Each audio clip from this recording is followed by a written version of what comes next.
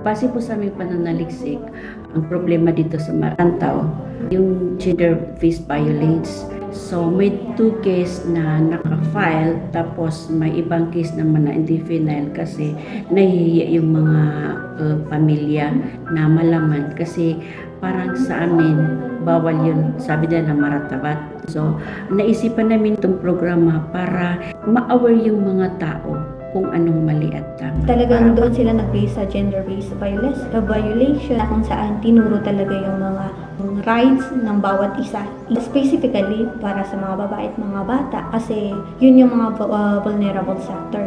Tinuro din doon yung mga referral pathway sa sumbungan kung saan pwedeng lumapit.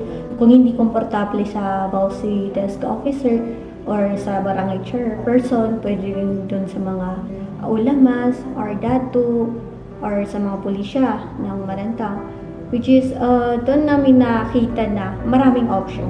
Yung mga batas na tinuro din doon, pangkalahatan.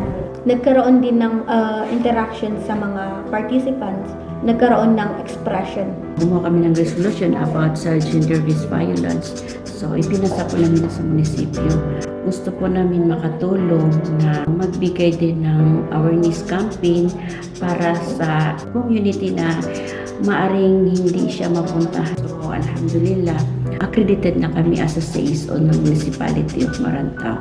May kaya pala kami maging advocator para maging empowered din yung mga kababaihan na tulad namin.